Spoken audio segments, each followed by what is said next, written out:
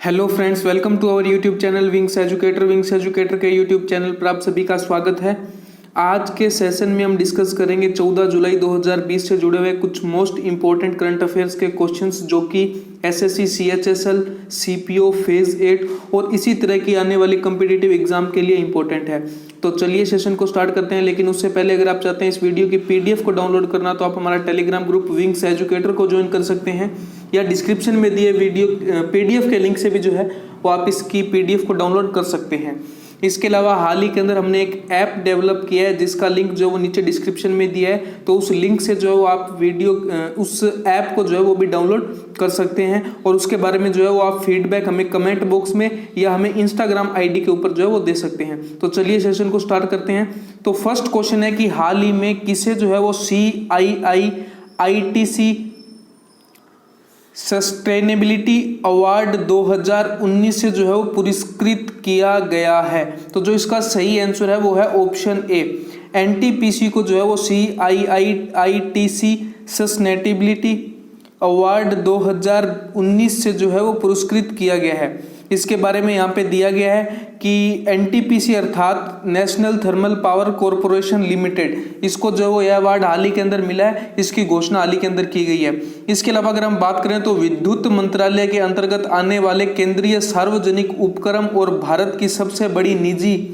बिजली उत्पादन कंपनी को कॉरपोरेट उत्कृष्टता श्रेणी के अंतर्गत जो है वो उत्कृष्ट उपलब्धि के लिए यह पुरस्कार दिया गया है। तो ये थी इसके बारे में जानकारी। इसके अलावा अगर हम डिस्कस करें नेक्स्ट क्वेश्चन को, तो किसके द्वारा देश भर के स्कूली छात्रों के लिए ATL app development module launch किया गया है। तो यहाँ पे फोटो से आप अंदाजा लगा सकते हैं कि इसका सही आंसर होगा ऑप्शन ए।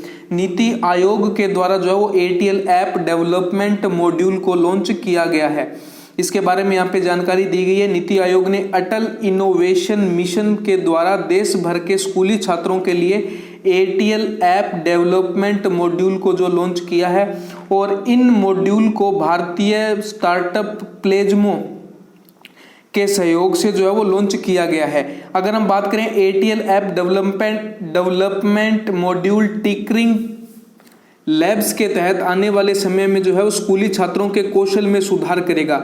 अगर हम एक तरीके से इसको कह सकते हैं कि ऑनलाइन एजुकेशन को बढ़ावा देने के लिए, स्किल डेवलप करने के लिए जो है वो उठाया गया यह कदम है। इसके अलावा अगर हम डिस्कस करें नेक्स्ट क्वेश्चन को, तो नेक्स्ट क्वेश्चन क्या हो जाएगा, लेकिन उससे पहले अगर हम बात करें, यहाँ पे नाम आया है प्लेजमो, जिसके CEO हो जाएंगे अमोल पलशीकर। अगर हम बात करें नीति आयोग के CEO, नीति आयोग की फुल फॉर्म क्या हो जाएगी, national institute for transforming India. इसके वर्तमान में CEO हैं अमिताभ कांत जी। अब हम डिस्कस करते हैं नेक्स्ट क्वेश्चन को। तो नेक्स्ट क्वेश्चन है कि भारत किस देश में प्रत्यक्ष विदेशी निवेश के जरिए निवेश करने वाला दूसरा सबसे बड़ा निवेशक बन गया है। तो इसका सही आंसर है ऑप्शन बी। ब्रिटेन के अंदर जो है वो निवेश के मामले में भारत दूसरे स्थान पर है। अगर हम बात करें फर्स्ट रैंक के ऊपर तो वो है अमेरिका। इसके अलावा उसके भारत के बाद कौन कौन से देश आते हैं उसके बारे में भी जो है यहाँ पे दिया गया है। पहले अगर हम बात करें इसके बारे में, तो भारत ब्रिटेन में प्रत्यक्ष विदेशी निवेश के जरिए निवेश करने वाला दूसरा सबसे बड़ा निवेशक बन गया है। यूके सरकार के अंतर्राष्ट्रीय व्यापार विभाग अर्थात डेवलपमेंट फॉर इंटरनेशनल ट्रेड के द्वारा जो है वो 2019-20 के लिए जारी किए गए आंतरिक निवेश आंकड़ों के अनुसार भारत ने 120 परियोजनाओं में लगभग 5,429 नए रोजगार सृजित किए। इसके अलावा अगर हम बात करें तो निवेश के मामले में भारत के बाद जर्मनी, फ्रांस और चीन और हांगकांग का स्थान है। मतलब एक बड़ी बात कि चीन से ऊपर है भारत ब्रिटेन के अंदर निवेश करने के मामले में। इसके अलावा अगर हम डिस्कस करें नेक्स्ट क्वेश्चन को, तो नेक्स्ट क्वेश्चन है कि किस राज्य में भारत की पहली लोक अदालत का आयोजन किया गया है। तो इसका सही आंसर हो जाएगा ऑप्शन सी। छत्तीसगढ़ के अंदर जो है वो पहली लोक अदालत का आयोजन जो है वो किया गया है। इसके अलावा अगर हम बात करें तो लोक अदालत के अंदर होगा क्या कि वर्चुअल तरीके से अर्थात वीडियो कॉन्फ्रेंसिंग के माध्यम से जो है वो केसेस की सुनवाई की जाएगी, और उनके ऊपर जो है वो फैसला लिया जाएगा। इसके अलावा अगर हम बात करें तो ई लोक अदालत का आयोजन उच्च न्यायालय और छत्तीसगढ़ सरकार के विधिक सेवा प्राधिकरण के द्वारा किया गया है। और अगर हम बात करें तो इसका उद्घाटन जो है वो उच्च न्यायालय के मुख्य न्यायाधीश PR रामचंद्र मेमन जी के द्वारा किया गया। ये भी इंपॉर्टेंट हो जाता है यहाँ पे पॉइंट कि छत्तीसगढ़ के उच्च न्यायालय के मुख्य न्यायाधीश कौन हो जाएंगे, PR रामचंद्र मेमन जी। इसके अलावा अगर हम देखें छत्तीसगढ़ का मैप के अंदर तो यहाँ पे आप देख सकते हैं कि इंडिया के मैप में जो वो छत्तीसगढ़ कहाँ एग्जिस्ट करता है और छत्तीसगढ़ का मैप जो वो यहाँ पर दिया गया है। पड़ोसी राज्य अगर हम देखें तो उत्तर प्रदेश, झारखंड, ओडिशा, मध्य प्रदेश, महाराष्ट्र के साथ जो इसकी सीमा लगती है और इसी के साथ साथ जो आंध्र प्रदेश के साथ भी जो इसकी कुछ सीमा लगती है। CM के अगर हम बात करें तो छत्तीसगढ़ के CM हो जाएंगे भूपेश बघेल जी और गवर्नर हो जाएंगे अनुसुईया उइके, जिनकी फोटो जो आप यहाँ पर देख सकते हैं। इसके अलावा करंट के अंदर छत्तीसगढ़ से कुछ इंपॉर्टेंट पॉइंट्स जो कि हमने पिछले सेशंस के अंदर डिस्कस किए हैं, उन्हीं में से पहला पॉइंट हो जाएगा कि छत्तीसगढ़ सरकार ने हाल ही के अंदर पशु न्याय धन योजना शुरू की है, जो कि क्वेश्चन ऑफ द डे था कल का। इसके बारे में मैंने आपको यहाँ पे बता दिया है। उसके अलावा अगर हम डिस्कस करें नेक्स्ट पॉइंट तो हाल ही में छत्तीसगढ़ सरकार में जो है वो आदर्श पुलिस स्टेशन योजना जो है उसकी भी शुरुआत की गई। छत्तीसगढ़ सरकार ने जो राजीव गांधी किसान न्याय योजना की शुरुआत की, जो कि राजीव गांधी के जन्म दिवस पर जो है इसकी शुरुआत की गई।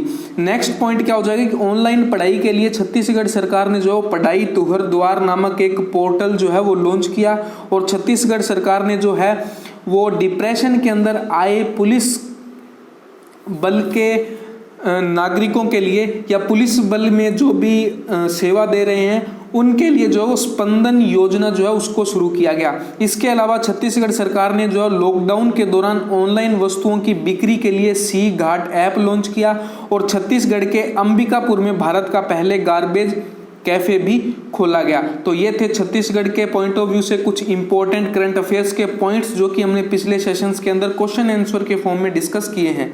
इसके अलावा अगर हम डिस्कस करें नेक्स्ट पॉइंट को तो हाल ही में किसे दादा साहब फाल्के पुरस्कार 2020 दिया गया है, तो इसका जो सही आंसर है option C, Kejang D Thongdok को जो है वो दादा साहब फाल्के पुरस्कार 2020 दिया गया है। जो कि फोटो के अंदर जो है वो बीच में खड़े हुए जो व्यक्ति दिख रहे हैं वो हैं केजंग डी थोंगडोक, जो कि अरुणाचल प्रदेश से हैं।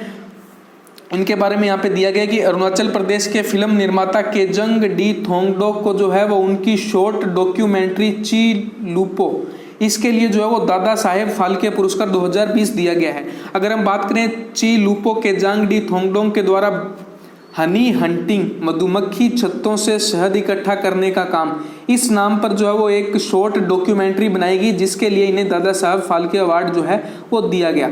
इसके अलावा अगर हम डिस्कस करें नेक्स्ट क्वेश्चन को तो ऑस्ट्रिया में स्पीलबर्ग के रेड बुल रिंग में हुई स्टीरियन ग्रैंड प्रिक्स 2020 किसके द्वारा जीती गई है, तो जो इसका सही आंसर हो जाएगा ऑप्शन सी, लुइस हैमिल्टन के द्वारा ये जीती गई है, जिनकी फोटो जो आप देख सकते हैं जो कि मर्सिडीज के ब्रिटेन के रेसर हैं। इसके अलावा अगर हम बात करें सेकंड रैंक के ऊपर इसके अंदर कौन रहा, तो वोल्टारी बोटास जो कि मर्सिडीज फिनलैंड रेसर हैं वो दूसरे पायदान पे रहे और मैक्स वेरस्ट टेपन जो है वो तीसरे पायदान पर रहे, जो कि रेड बुल बेल्जियम के रेसर हैं। तो ये थी इसके बारे में स्टारियन ग्रैंड प्रिक्स जो कि हाल ही के अंदर लॉकडाउन के बाद ऑस्ट्रिया के अंदर रेस हुई है। इनके अंदर टॉप 3 रेसर कौन है। इसके अलावा अगर हम डिस्कस तो हाल ही के अंदर एक और स्पोर्ट्स इवेंट चर्चा के अंदर है, वो है एशियाई क्रिकेट परिषद।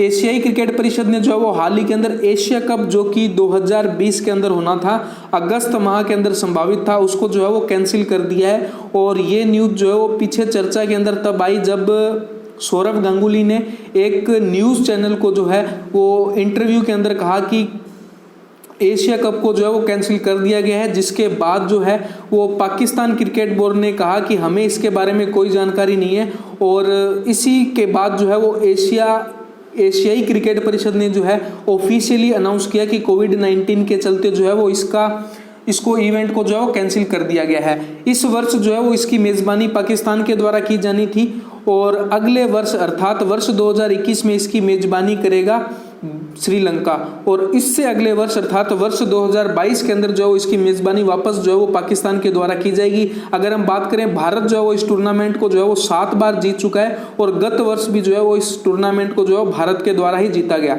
इसके अलावा अगर हम डिस्कस करें नेक्स्ट क्वेश्चन को, तो निम्नलिखित में से किस ऐप को भारतीय सेना के द्वारा प्रतिबंधित कर दिया गया है? तो जो इसका सही आंसर है,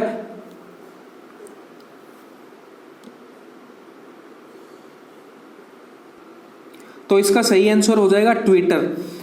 हाल ही में आपको पता है कि भारत सरकार के द्वारा जो है वो 59 चाइनीज ऐप को जो है वो बैन कर दिया गया, और इसी के साथ जो है वो भारतीय सेना ने जो है वो 89 ऐप्स को जो है वो बैन किया, जिसके अंदर शामिल है ट्विटर। इसके अलावा यहाँ पर बात आई है फेसबुक की। अगर हम बात करें तो आदिवासियों को जो है वो ऑनलाइन शिक्षा में बढ़ावा देने के लिए, उन्हें स्किल डेवलप करने के लिए जो है वो भारत सरकार के द्वारा जो है वो गोल कार्यक्रम के साथ जो है वो साझेदारी की गई फेसबुक के द्वारा।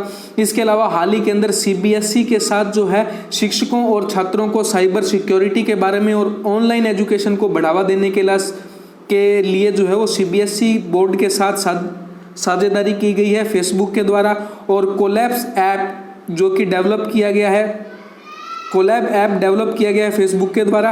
और इसके बाद में यहाँ पे बात आती है ट्विटर की। तो ट्विटर के वर्तमान के अंदर टेलीग्राम के वर्तमान के अंदर जो सीईओ हैं जैक डोर्सी, उन्होंने हाल ही के अंदर जो कोविड-19 काल के अंदर जो है वो 1 बिलियन सहायता राशि दी है कोरोना के काल से लड़ने के लिए, और इसकी वैक्सीन को डेवलप करने के लिए और इसके इलाज के लिए। तो ये थी इन ऑप्शन से जुड़ी हुई कुछ न्यूज़। इसके अलावा अगर हम डिस्कस करें नेक्स्ट क्वेश्चन को, नेक्स्ट क्वेश्चन है कि अवाद बिन हसन जामी का हाल ही के अंदर निधन हो गया। वे किस पेशे से जुड़े हुए थे? तो वे एक प्रसिद्ध कार्टूनिस्ट थे जिनका हाल ही के अंदर निधन हो गया है। इसके बारे में जो है यहाँ पर जानकारी दी गई है। जाने माने गुजराती कार्टूनिस्ट अवाद बिन हसन जामी का हाल ही में निधन हो गया। वे जामी के नाम से जो है वो लोकप्रिय थे। उनके कार्टून पिछले 2 दशकों से गुजरात की प्रमुख पत्रिका अभियान में जो है वो नियमित रूप से जुड़े हुए थे, अर्थात वे अभियान नामक पत्रिका से जो है वो जुड़े हुए थे।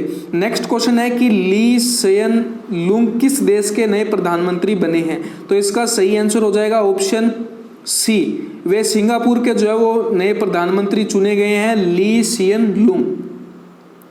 इसके बारे में यहाँ पे जानकारी दी गई है कि सत्तारूढ़ पीपल्स एक्शन पार्टी के द्वारा सिंगापुर में हुए आम चुनावों में जीत हासिल करने के बाद ली सियन लुंग जो है वो एक बार फिर से सिंगापुर के प्रधानमंत्री बन गए हैं। अगर हम बात करें पीएपी में आम चुनाव में 93 सीटों में से 83 सीटें जो हैं वो इस पार्टी के द्वारा जीती गई, जिसके साथ ही जो है वो ली सियन लुंग सिंगापुर के नए प्रधानमंत्री के रूप में जो है इनका चौथा कार्यकाल शुरू होगा। नेक्स्ट क्वेश्चन को अगर हम डिस्कस करें तो हाल ही में किस डिजिटल प्लेटफॉर्म ने भारत के डिजिटलीकरण के लिए 75,000 करोड़ रुपए निवेश करने का ऐलान किया है? तो ये ऐलान हाल ही के अंदर किया गया है गूगल के द्वारा।